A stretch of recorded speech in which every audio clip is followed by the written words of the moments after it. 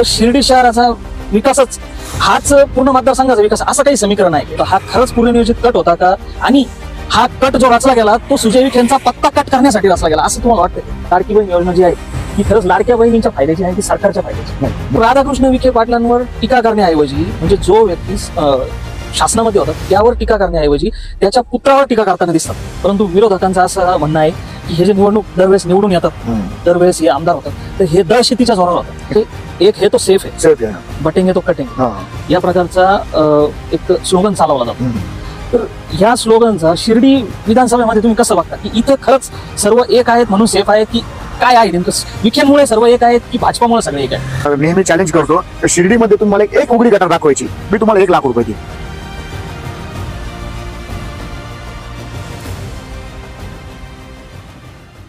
नमस्कार, खबर भारतच्या लक्षवेधी या कार्यक्रमामध्ये आपलं स्वागत आहे. शिर्डीची जी विधानसभेची निवडणूक आहे ती जर भूतलावर जर बघितलं तर ती पूर्णपणे एका बाजूने झुकलेली दिसते. म्हणजे राधाकृष्ण विखे पाटीलच निवडून येतील अशा प्रकारची ही निवडणूक झालेली दिसते. आणि विरोधक ज्या प्रकारच्या सभा घेत आहेत, ज्या प्रकारचे आरोप विखेंवर करतायत, त्यावरून असं वाटतं की शेवटच्या क्षणाला निवडणुकीमध्ये काही उलटफेर होतात की काय? ज्या प्रकारचे उमेदवार आहेत, शिर्डीचे जे मतदार आहेत, शिर्डी विधानसभेचे जे मतदार आहेत, त्या मतदारांच्या मनातील काही प्रश्न आहेत ते घेऊन आज आम्ही तुमच्या समोर आलेलो आहोत. आपल्या बरोबर आहेत सचिन तांबे, भारतीय जनता युवा मोर्चाचे ते उपाध्यक्ष राहिलेले आहेत आणि साईबाबा संस्थानचे विश्वस्तही ते राहिलेले आहेत. तर जे काही प्रश्न साईबाबा संस्थांविषयी असतील आणि महाराष्ट्राच्या राजकारणातले काही प्रश्न असतील, शिर्डी मतदारसंघाच्या विकासाबाबत जे काही प्रश्न असतील त्याबाबत त्यांचा चांगला अभ्यास आहे आणि आपल्या प्रश्नांची उत्तरं तेच योग्य पद्धतीने देऊ शकतात असं आम्हाला वाटलं. म्हणून आज आम्ही त्यांना संपर्क केलेला आहे आणि आजच्या कार्यक्रमामध्ये ते आमचे खास पाहुणे आहेत. आपलं स्वागत आहे सचिनजी. थँक्यू. तर सचिनजी सुरू करूया. चला आपण बोलू. मला एक सांगा, काय वाटतं, ही निवडणूक खरंच एका बाजूने झुकलेली आहे का? काही प्रश्न आहेत की नाहीत मतदारसंघामध्ये? खरं तर तुम्ही अतिशय चांगला प्रश्न विचारलेला आहे अमोलजी. ही खरंच निवडणूक एका बाजूने झुकलेली आहे आणि ही फक्त शिर्डी विधानसभेची नाहीच तर संपूर्ण महाराष्ट्रातच एकंदरीत कल असा झालाय की एका बाजूला ही निवडणूक झुकलेली दिसते. याचं कारण हे तसं आहे की या सरकारमध्ये अनेक कामं झाली आणि या कामाच्या माध्यमातून लोकांचा एक विश्वास जो आहे तो विश्वास या ठिकाणी संपादन केलेला असल्या कारणाने तर लोकांचे मतं जे आहेत ते या ठिकाणी भारतीय जनता पार्टी म्हणजेच एकंदरीत महायुतीच्या बाजूने आहेत असं मला वाटतं. मग आता राधाकृष्ण विखे पाटील हे 8व्यांदा आता फॉर्म भरतायत. म्हणजे गेल्या 7 टर्म ते आमदार होते, तरी 7 टर्म आमदार असूनही शिर्डीचा विकास झालेला नाही असा विरोधकांचा नेहमी आरोप असतो. तर या 35 वर्षाच्या कालावधीमध्ये म्हणजे कदाचित वर्ष कमी असतील, काही वेळेस पोटनिवडणूक झाली असेल किंवा काय, पण ह्या एवढ्या मोठ्या कालावधीमध्ये खरंच विकास झालेला आहे की नाही? खरं तर याच्यामध्ये आता आपण जो प्रश्न विचारलाय विकास झाला का नाही, एक तर सगळ्यात महत्वाचं म्हणजे विकास ही निरंतर असणारी प्रक्रिया आहे. विकास काय एखाद्या 5 वर्षामध्ये कोणीही करू शकत नाही. गेल्या अनेक वर्षापासून ही विकासाची प्रक्रिया सुरू आहे. खरं तर एकेकाळी आम्ही देखील या ठिकाणी काँग्रेस विरोधक होतो. राधाकृष्ण विखे पाटील ज्यावेळेस काँग्रेसमध्ये होते त्यावेळेस आम्ही त्यांचे विरोधक होतो आणि अनेक विषयांवर आमचं त्यांचं दुमत असायचं. परंतु मी त्यांना जेव्हापासून बघतो त्यावेळेस मला एक भावलेली गोष्ट अशी आहे की ते कायम सकारात्मक असायचे. ज्यावेळेस आम्ही विरोधक म्हणून एखादा विषय त्यांना सांगायचो त्यावेळेस ते या ठिकाणी ते स्वीकारायचे आणि तो स्वीकारून त्याच्यावर सोल्युशन काढायचं.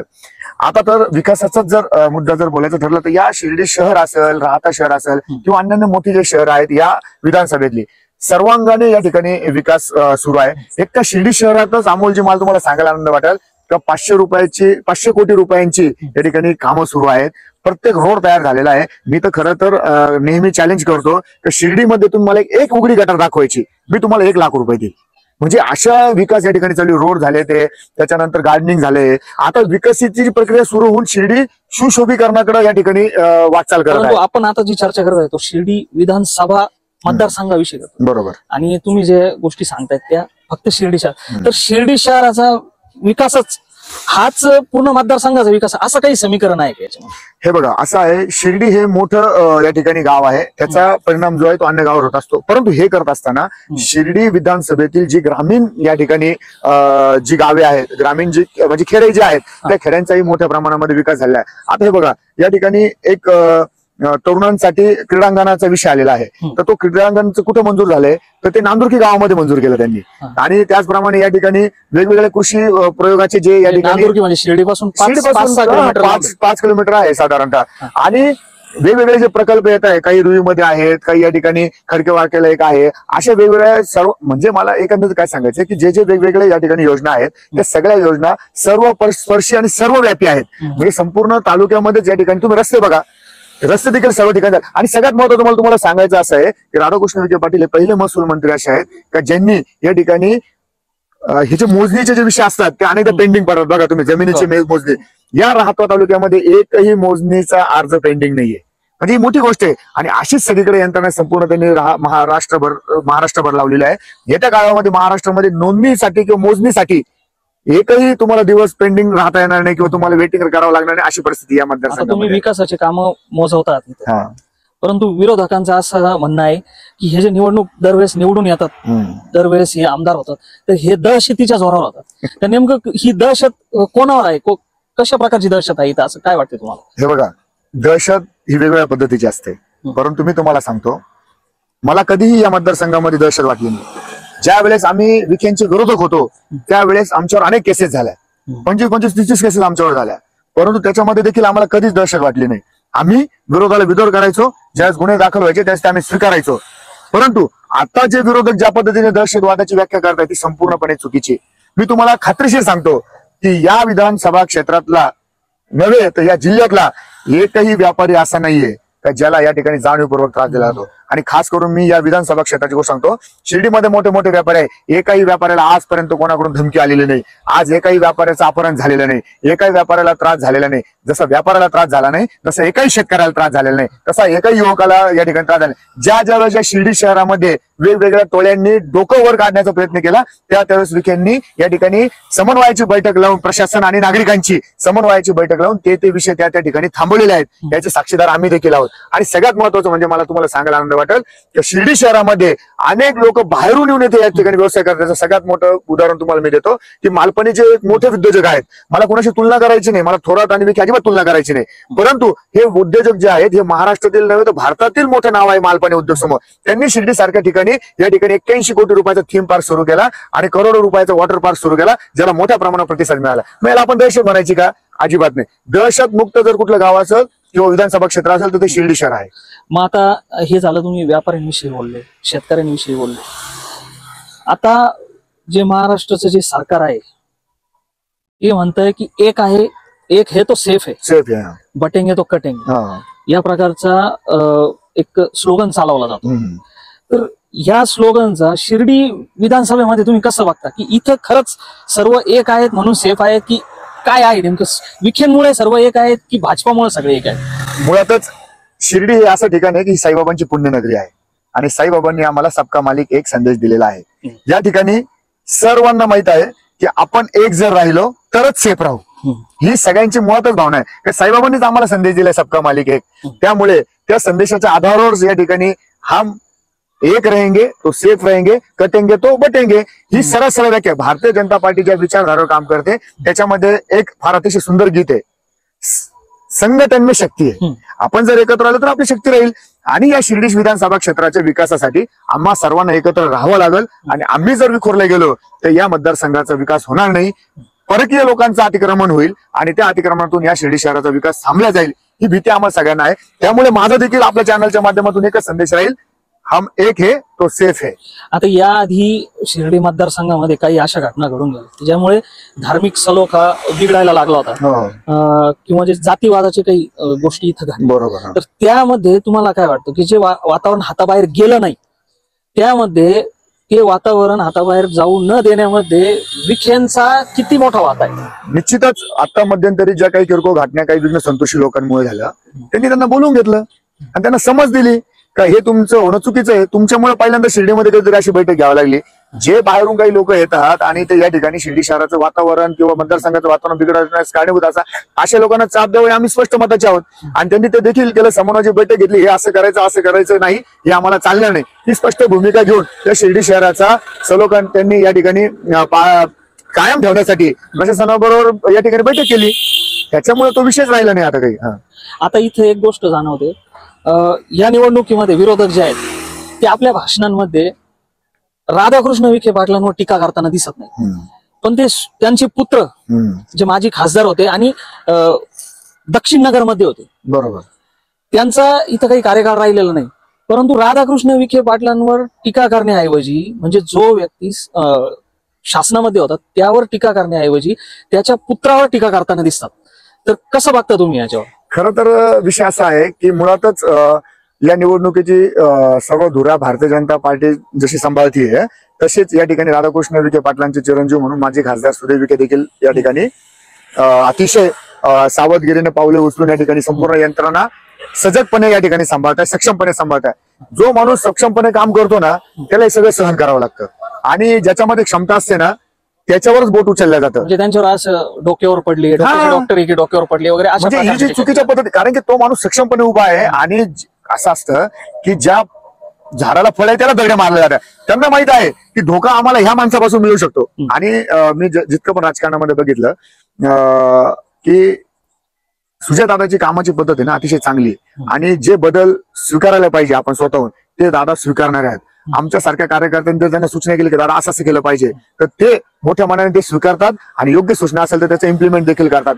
याचं सगळ्यात मोठं उदाहरण मी तुम्हाला सांगतो. माझी काय इच्छा असायची तर सुजयदादा विखे यांनी डायरेक्ट लोकांशी संपर्क साधला पाहिजे, कोणी मध्ये त्यांना मेडिटर नकोय, ही सूचना काय माझ्या मनामध्ये असायची. परंतु हे सर्वे मधून पण आलं आणि त्यांनी अनेक बैठकांमधून सांगितलं की ज्याला कोणाला काय अडचण असेल त्यांनी डायरेक्ट सुजय विखेशी संपर्क साधायचा. मला असं वाटतं मला इतका आनंद झाला ही गोष्ट आहे का अमोलजी, कारण की ज्या पार्टीच्या नेत्यासाठी आम्ही काम करतो, भारतीय जनता पार्टीचे आम्ही एक निष्ठावान कार्यकर्ते आहोत आणि ज्या नेत्यासाठी काम करतो आम्ही त्या नेता इतकं काम करून देखील निगेटिव्ह जर टॉक कोणी करत असेल तर ते मनाला कुठंतरी वाईट वाटतं. आणि मी तुम्हाला सुजयदादा आणि राधाकृष्ण विखे पाटील यांचं एक उदाहरण सांगतो किंवा एक सकारात्मक गोष्ट सांगतो. त्यांच्याकडे कोणताही माणूस जाऊ द्या आणि कुठलंही काम घेऊन जाऊ द्या, ज्या वेळेस त्यांच्या ऑफिसला त्यांच्याकडे अर्ज जातो त्या अर्जाची या ठिकाणी सोडवणूक होऊनच या ठिकाणी तो अर्ज परत येतो. आणि सगळ्यात महत्वाचं म्हणजे त्यांची यंत्रणा की ते स्वतः जातीने लक्ष घालून त्या संपूर्ण प्रकरणाची या ठिकाणी माहिती घेऊन स्वतः फोन करून तो प्रश्न मार्गी लावल्याशिवाय ते थांबत नाही. आजपर्यंतचा माझा अनुभव आहे की जितक्या आतापर्यंत जर अर्ज गेले असतील जितक्या अडचणी गेल्या त्या 100% सोडवल्या आहेत आणि त्याचे साक्षीदार मला असं वाटतं आपल्यालाही नगर आहे. म्हणजे अशा पद्धतीने जी कामाची पद्धत आहे आणि ज्यावेळेस अशा माणसाची या ठिकाणी कामाची पद्धत असते डायरेक्ट लोकांशी कनेक्ट होण्याची त्या माणसालाच या ठिकाणी टार्गेट केलं जातं. कारण की जो काही काम करत नाही त्याला कोणीच विचारत नाही, जो काम करून त्याच्यावरच काय आरोप होत असतात. त्याच्यामुळे सुजयदादा विषयी काही जरी बोलले किंवा अन्य काही जरी त्यांनी या ठिकाणी वक्तव्य केलं मला असं वाटतं की त्या वक्तव्यामध्ये दम नाही, हे लोक स्वीकारणार नाही. जे संगमनेरमध्ये घडलं होतं सुजय विखे यांच्या जे प्रचार सभा होत होत्या ते संगमनेरमध्ये जे घडलं होतं सुजय विखे यांनी असा आरोप केला की हा मला मारण्याचा पूर्वनियोजित कट होता. तर तुम्हाला काय वाटतं हा खरंच पूर्वनियोजित कट होता का आणि हा कट जो रचला गेला तो सुजय विखे यांचा पत्ता कट करण्यासाठी रचला गेला असं तुम्हाला वाटतंय? असं आहे की त्यांच्या पत्ता कट करण्यासाठी कट रचला गेला का मला माहित नाही, परंतु याच्यामधून काँग्रेसची जी दडपशाही आणि काँग्रेसची दादागिरी आहे ना ती बाहेर आलेली आहे. मला सांगा सभा होते, सभा इतके जोरामध्ये असतात, भारतीय जनता पार्टीच्या उमेदवाराला जाहीर करण्यापूर्वी सभा इतक्या जोरामध्ये सुरू असतात आणि त्यावेळेस अचानक जाळपोळ होते, 20 मिनिटांमध्ये जाळपोळ होते. असं काय घडलं की एकदम 20 मिनिटांमध्ये इतक्या मोठ्या प्रमाणावर जाळपोळ झाली आणि लगेचच सगळे यंत्रणा सक्रिय झाली, कुठून पेट्रोल आलं कुठून या ठिकाणी आले, हे जे आहे हे प्री प्लॅनिंगच या ठिकाणी होतं, माझं स्पष्ट मत आहे. आणि विषय राहिला तुम्ही जो प्रश्न विचारला सुजयदादांचा पत्ता कट झाला का नाही, मुळातच भारतीय जनता पार्टीची एक प्रक्रिया आहे, त्या प्रक्रियेच्या माध्यमातून तिकीट मिळत असतं, परंतु त्यांना जी जबाबदारी दिलेली ती ते त्या ठिकाणी सक्षमपणे पार पाडत होते. त्याचा धसका मुळात या काँग्रेसवाल्यांनी घेतला हे मात्र निश्चित खरं आहे. आता थोडं आपण राज्याचे जे प्रश्न आहेत त्याच्यावर आता या निवडणुकीत नेमकं काँग्रेसचं नेमकं काय धोरण आहे, काय वाटतंय तुम्हाला की नेमकं कोणतं धोरण घेऊन काँग्रेस ही निवडणुकीला सामोरं जातं? मुळातच काँग्रेसला काही धोरण राहिलेलं नाहीये. काँग्रेस उगाच काहीतरी या ठिकाणी मी त्यांचा जाहीरनामाही बघितला, त्या जाहीरनाम्यामध्ये काहीच नाहीये. आम्ही म्हणजे मला तुम्हाला सांगायला आनंद वाटेल का ज्या वेळेस या महायुतीच्या सरकारने देवेंद्र फडणवीस असतील, एकनाथजी शिंदे असेल, अजितजी पवार असेल, ह्या लोकांनी ज्यावेळेस लाडकी बहीण योजना आणली त्यावेळेस या लोकांनी विरोध केला. अक्षरशः लोक या ठिकाणी कोर्टामध्ये पाठवले. मला एक सांगा, एका महिलेला जर 1500 रुपये महिलेला मिळत असेल तुम्हाला वाईट वाटण्याचं कारण काय? तुम्ही त्याच्या विरोधामध्ये स्टेटमेंट केले आणि मतं विकत घेता असं सांगितलं. एखादी योजना कधी ज्यावेळेस नागरिकांच्या सुविधेसाठी असते आणि महिलांच्या सुविधेसाठी आलेली योजनेला तुम्ही कसं राजकारण म्हणू शकता? या गोष्टीतून असा एक प्रश्न निर्माण होतो की लाडकी बहीण योजना जी आहे ती खरंच लाडक्या बहिणींच्या फायद्याची आहे की सरकारच्या फायद्याची? नाही, मुळातच ही जी योजना आहे सरकारच्या फायद्यासाठी, सरकार कधी स्वतःच्या फायद्यासाठी काम करत नसतं. हे जी सरकार आहे ते कायम जनतेच्या या ठिकाणी फायद्यासाठी काम करत असतं. त्यामुळे ही जी योजना आणलेली ही खास महिलांच्या कल्याणासाठीच आणलेली आहे, त्यांच्या मदतीसाठीच आणलेली आहे. याच्यामध्ये कुठल्याही प्रकारचे राजकारण नाही. आणि मग तुम्ही बघा काँग्रेसच्या जाहीरनाम्यामध्ये त्यांनी महालक्ष्मी योजना केली आणि त्याला 3,000 रुपये देऊ सांगितली. अगोदर तुम्ही या योजनेला विरोध केला आणि आता त्याला 3,000 दे म्हणता. म्हणजे किती दुटप्पी धोरण या ठिकाणी काँग्रेसचं आहे, काँग्रेसचं किंवा महाविकास आघाडीचं, हे तुम्हाला याच्यातून लगेचच लक्षात येतं. पण मग अशी टीका केली जाते की ही जी लाडकी बहीण योजना आणली, त्या लाडकी बहीण योजनेत जो निधी वाटला जातोय, जो सरकारचा पैसा त्याच्यामध्ये जातोय, तो महागाईच्या स्वरूपामध्ये सरकार परत वसूल करते, म्हणजे महागाई वाढते या योजनेमुळे. तर याच्यात काय तथ्य वाटतं? नाही, हे बघा असं आहे, महागाई वाढणं हे बघा कुठल्याही सरकारला असं वाटत नाही. मग महाविकास आघाडी सरकार असो किंवा भारतीय जनता पार्टीचं असावं की नागरिकांना कुठली गोष्ट महागात द्यावी किंवा नागरिकांना त्रास व्हावा असं कुठल्याही सरकारला कधीही वाटत नाही. त्याच्यामुळं त्यांचा जो आरोप आहे तो चुकीचा आहे. महागाई जी आहे वाढत असली एखाद्या विषयामध्ये तर त्याची ती जी नियमित प्रक्रिया आहे त्याच्या माध्यमातून वाढत असते. ह्याच्यासाठी ते वाढवलं, त्याच्यातून ते केलं असं कुठल्याही सरकार करत. आता एका बाजूला महागाई वाढते असं म्हटलं जातं आणि दुसऱ्या बाजूला शेतीमालाला भाव नाही असं म्हटलं जातं. तर नेमकं याच्यात काय समजेल? हे बघा, मुळातच शेतकऱ्यांच्या अनेक वेदना आहेत आणि शेतकऱ्यांचे अनेक प्रश्न आहे. परंतु मी जेव्हापासून राजकारणात आहे तेव्हापासून मी भारतीय जनता पार्टीच्या विचारधारेशी एकनिष्ठ आहे. तुम्हाला मी सांगतो की महायुती सरकारच्या वचननाम्यामध्ये एक सगळ्यात महत्वाचा विषय जो आहे का शेतकऱ्याच्या मालाला हमी भाव मिळाला पाहिजे. ज्या ठिकाणी हमी भाव मिळणार नाही त्या ठिकाणी या ठिकाणी सरकार भावांतर योजना आणलेली आहे. कारण हमी भावापेक्षा जर कमी मालाला जर भाव मिळाला तर त्याला ते अतिरिक्त पैसे देण्याचं काम या ठिकाणी सरकारच्या माध्यमातून येणार आहे. आणि सगळ्यात महत्वाचं म्हणजे या ठिकाणी खतावर जो जीएसटी लावला जातो तो जीएसटी देखील या ठिकाणी सरकारच्या वतीने परत या ठिकाणी शेतकऱ्याला दिला जाईल अशा प्रकारचं देखील या ठिकाणी प्रावधान केलं आहे. आणि हे येणाऱ्या 100 दिवसामध्ये सरकार जसं येईल त्याच्यानंतर 100 दिवसामध्ये याचं सगळं या ठिकाणी इम्प्लिमेंट होणार आहे. त्यामुळे शेतकऱ्यांचं हे सरकार आहे, शेतकऱ्यांच्या मदत करणारं सरकार आहे आणि त्याच्यामुळं या सरकारच्या बाजूने या ठिकाणी शेतकरी देखील उभा आहे. परंतु तुम्हाला मी सांगतो की भारतीय जनता पार्टीचं सरकार आल्यानंतर भारतीय जनता पार्टीच्या सरकारने सोयाबीनला, त्याचप्रमाणे कापसाला, प्रमाणे कांद्याला अनुदान दिलं. आणि सगळ्यात महत्वाचं म्हणजे या राज्याचे महसूल मंत्री ते पशुसंवर्धन मंत्री, दुग्ध व्यवसाय मंत्री देखील आहेत. त्यांनी 7 रुपयाचं अनुदान या ठिकाणी या सगळ्याच्यासाठी दिलेलं आहे. आणि या सगळ्याचा फायदा निश्चितच सरकारला येतो. तुम्ही शेतकऱ्यांशी बोला ना, शेतकऱ्यांना तुम्ही विचारा तुमच्या अकाउंटला किती पैसे आले ते. तुम्हाला पंतप्रधान पीक विमा योजनेचे पैसे आलेले आहेत त्यांना. आणि सगळ्यात महत्वाचं म्हणजे या सरकारसाठी माननीय देवेंद्र फडणवीसांनी दिवसभर या ठिकाणी त्या शेतकऱ्यांना लाईट देण्याचं हे केलंय. पूर्वीच्या सरकारमध्ये रात्रीची वीज असायची, शेतकऱ्यांना रात्री जाऊन शेतामध्ये जाऊन पाणी भरावं लागायचं. आता त्यांना दिवसा वीज मिळणार आहे आणि ती वीज त्यांना मोफत मिळणार आहे. आणि सगळ्यात महत्वाचं आताच्या वचननाम्यामध्ये सौर ऊर्जा असेल असे वेगवेगळे उपक्रम असून या ठिकाणी नागरिकांना देखील 30% कशी कपात या ठिकाणी त्यांच्या लाईट बिलामध्ये करता येईल यासाठी देखील वचननाम्यामध्ये त्यांनी योजना आणलेल्या आहे. आणि त्या 100 दिवसामध्ये पहिलं पूर्ण करू याचं देखील आश्वासन दिलेलं आहे. ज्या प्रकारच्या योजना हे सरकार चालवतंय त्याच प्रकारच्या योजना चालवण्याचा म्हणजे सरकार आल्यानंतर चालू केला जाईल असा दावा महाविकास आघाडीकडून केला जातोय. तर काय वाटतं, हे कॉपी करण्याचा प्रयत्न आहे की त्यांच्याकडे काही बेटर प्लॅन आहे? महाविकास आघाडी ही वैचारिक मतभेदातून तयार झालेली आहे. याच्यामध्ये जे घटक पक्ष आहेत त्यांचा आणि एकमेकाच्या विचारांचा कुठेही ताळमेळ बसत नाही. ज्या लोकांचा वैचारिक ताळमेळ बसत नाही ते लोक विकास कधीच करू शकत नाही असं माझं ठाम मत आहे. आणि त्याचमुळं 2.5 वर्षाचा जो महाविकास आघाडीचा जो कार्यकाल आहे तो या ठिकाणी स्पेशल फेल गेला, भ्रष्टाचारात गेला आणि एकमेकाचे उन्हे दांडण्यात काढणं त्याच्यामध्ये महाराष्ट्राच्या विकासाला मोठा ब्रेक बसला. कारण की देवेंद्र फडणवीसांनी मुख्यमंत्री असताना जो स्पीड विकासाचा धरला होता त्याला ब्रेक देण्याचं काम या ठिकाणी या महाविकास आघाडीच्या सरकारमुळे झालेलं आहे. आणि त्याचं नुकसान या ठिकाणी महाराष्ट्राला खूप नितांत भोगावं लागलेलं आहे. याचं देखील दुःख माझ्या मनामध्ये आहे. आता जिल्ह्याच्या विकास कामांवर थोडीशी चर्चा करू आपण. तरुणांसाठी, शेतकऱ्यांसाठी काय विशेष कामं केली गेलीत? धार्मिक पर्यटन असेल जिल्ह्यातील, कशा प्रकारे विकास चालू? सगळ्यात महत्वाचं म्हणजे मी या सरकारचं अभिनंदन करेल की मी जसं राजकारणात आहे तसं या जिल्ह्याचं नाव अहिल्यानगर कधी होईल यासाठी आम्ही अनेक आंदोलन केले. आणि आम्ही या ठिकाणी हा जिल्हा जाहीर होण्या अगोदर आम्ही पत्रव्यवहारामध्ये कंसामध्ये अहिल्यानगरला यायचो. या सरकारने या जिल्ह्याचं नामकरण केलं आणि अहिल्यानगर केलं. हा अतिशय आनंदाचा क्षण माझ्यासाठी होता, माझ्यासारख्या अनेक कार्यकर्त्यांबरोबर होता. ते सगळ्यात महत्वाचं म्हणजे या जिल्ह्याचं नाव बदललं. आणि दुसरी गोष्ट सगळ्यात महत्वाचं म्हणजे तरुणांसाठी वेगवेगळे व्यवसाय आले पाहिजे यासाठी या ठिकाणी राधाकृष्ण विखे पाटील स्वतः महसूल मंत्री आहेत. आणि या ठिकाणी सरकारच्या जमिना या ठिकाणी त्यांनी जे आपले उदयजी सामंत जे आहेत आपले त्यांच्या मार्फत या ठिकाणी त्या दोघांच्या मंत्रालयाशी टायअप करून वेगवेगळ्या ठिकाणी कशा MIDC या ठिकाणी विकसित करण्यात येईल त्यासाठी त्यांनी प्रयत्न केले. मग नगर दक्षिणेमध्ये त्यांनी 2 MIDC आणल्या आणि नगर उत्तरेमध्ये या ठिकाणी 1 MIDC आणलेली आहे, जी शिर्डी शहरामध्ये आहे. शिर्डीपासून काही अंतरावर त्या जागा तातडीने या ठिकाणी त्या MIDC ला अलर्ट करून त्याचं या ठिकाणी पूर्णपणे या ठिकाणी त्यांनी संचालन केलेलं आहे. सगळ्यात महत्वाचं म्हणजे त्या जिल्ह्यामध्ये खंडकरी शेतकऱ्यांचा प्रश्न होता, वर्ग 2च्या जमिनी होत्या, ते वर्ग 1 करून दिल्या.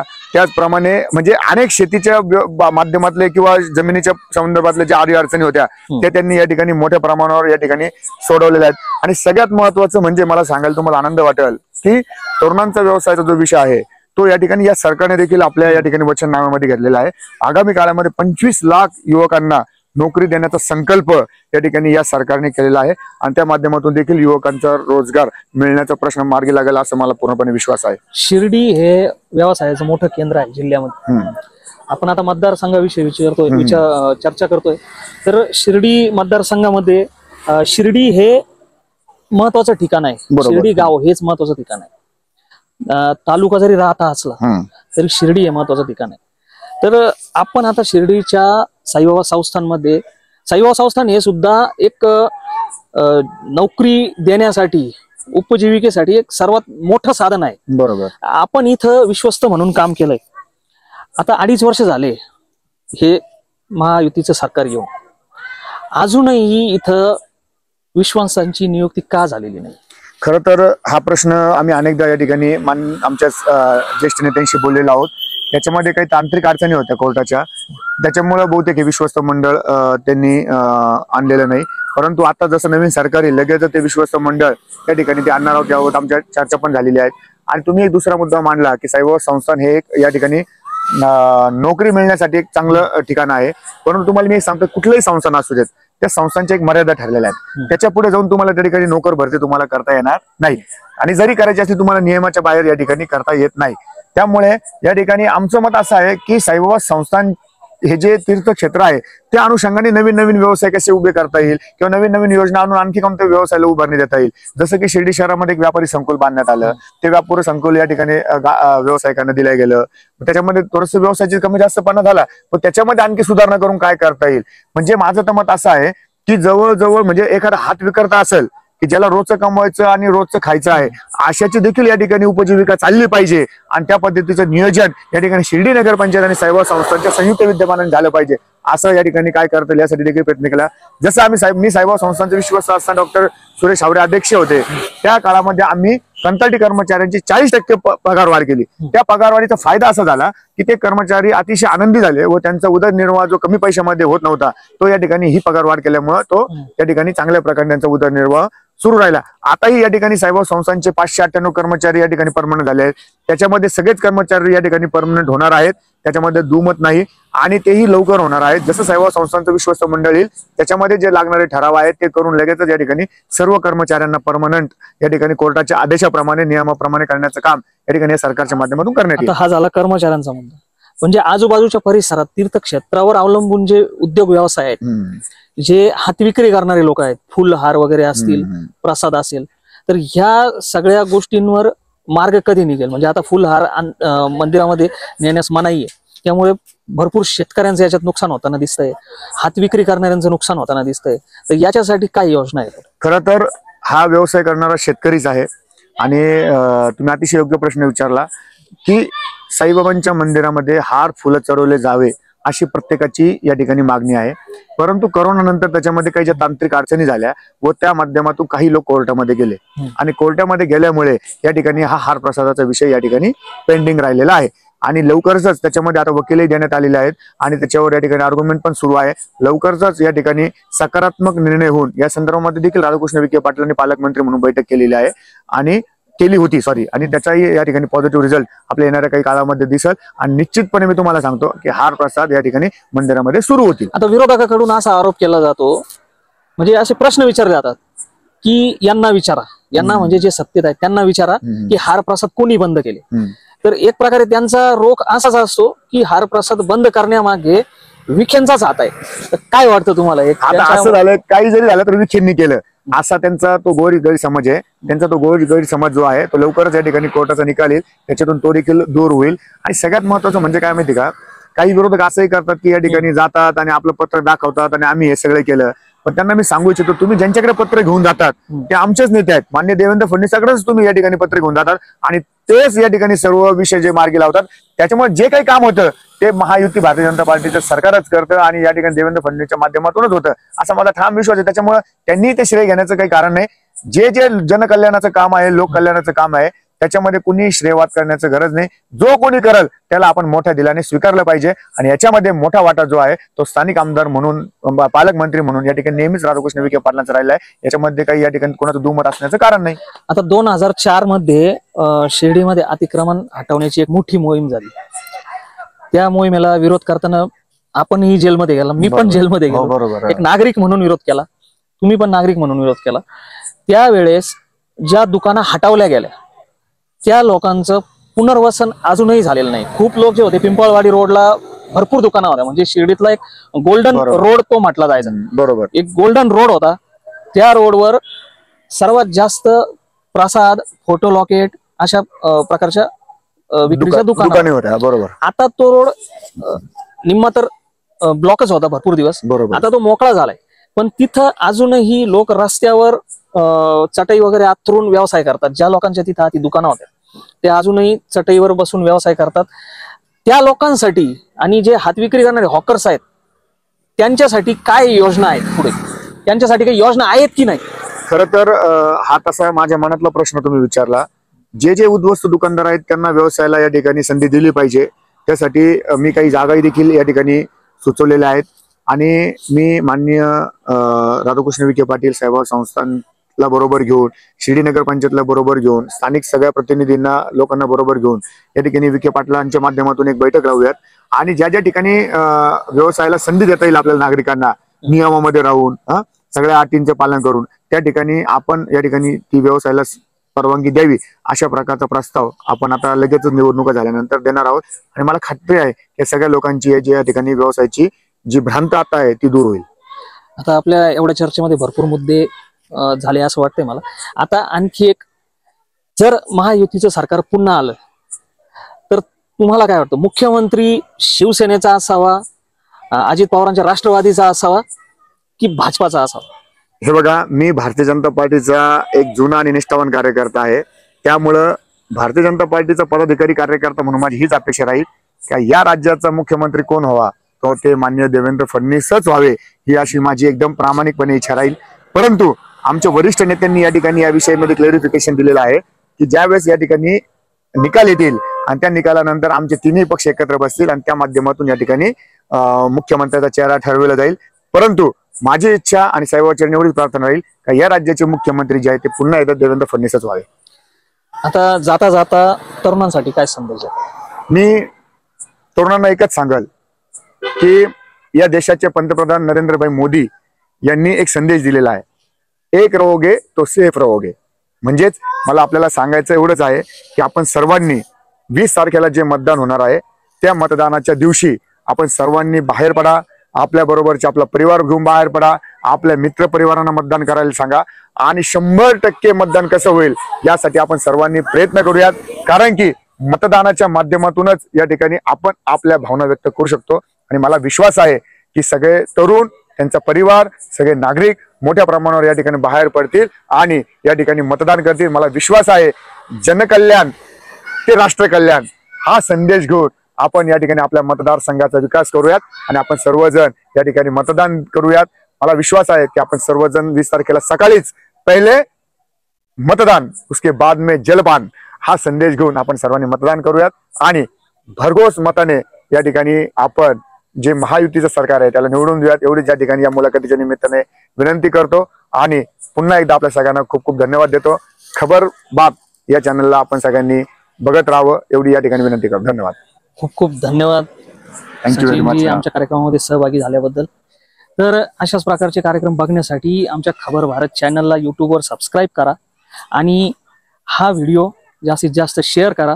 आपल्या मनातल्या प्रश्नांना सचिन तांबेंनी कशा प्रकारे उत्तरं दिलेत ते बघा. पुन्हा भेटूया लक्षवेधीच्या पुढच्या एपिसोडमध्ये. धन्यवाद.